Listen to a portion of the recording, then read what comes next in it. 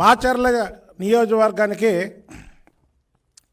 YS Rajasekhara Reddy హయాంలో ఏరికోరి దేవాలయాల్లో విగ్రహాలు దొంగతనం చేసినటువంటి పిన్నెల్లి రామకృష్ణారెడ్డిని ఎమ్మెల్యే సీటు ఇవ్వడం, 2004లో అతను గెలవడం, అక్కడి నుంచి అతని తమ్ముడు చేసే అరాచకాలకి ఎదురు ఎవరో నిలబడకుండా వన్ సైడ్గా వెళ్ళడమే కాకుండా మాచర్లలో పిన్నెల్లి పైశాచకానికి దాదాపు 2000 కోట్ల దోపిడీ, 8 హత్యలు, 79 దాడులు, ముఖ్యంగా బడుగు బలహీన వర్గాలు మైనార్టీల మీదే దాదాపు 51 దాడులు జరిగినాయి. దానికి ఈరోజు సీనియర్ నాయకులు దేవినేని ఉమా గారు, అశోక్ బాబు గారు, అలాగే శ్రీనివాసరెడ్డి గారు, మాణిక్యాలరావు గారు, వీళ్ళందరి సమక్షంలో, ఎందుకంటే కిషోర్ గారు మా లాయర్ గారు, ఎందుకంటే ఆ రోజు తలకాయ పగిలింది మాతో పాటు.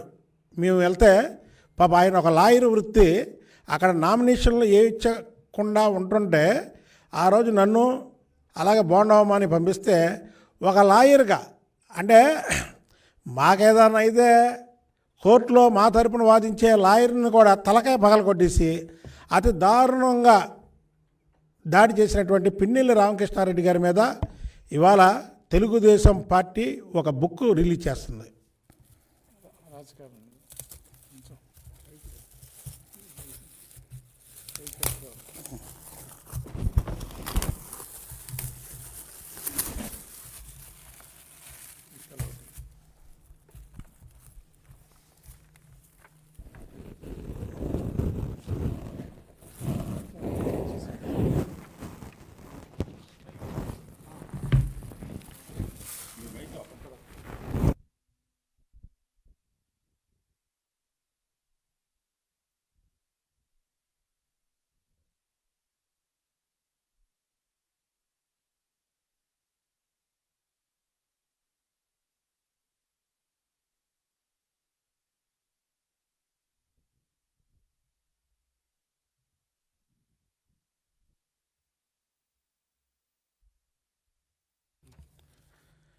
పిన్నెల్లి రామకృష్ణారెడ్డి జీవిత చరిత్ర అంతా కూడా నేరమయం. నేరమయం అంటే హత్యలు, దోపిడీలతో పాటు విగ్రహాలు కూడా దొంగతనాలు చేసే వృత్తిగల పిన్నెల్లి రామకృష్ణారెడ్డి. ఆయన్ని అధికంగా వైఎస్ రాజశేఖర రెడ్డి, తర్వాత అతని తనయుడు జగన్మోహన్ రెడ్డి ఇద్దరు కూడా అతిగా ప్రేమిస్తారు. ఎందుకంటే ఇతనుకున్నటువంటి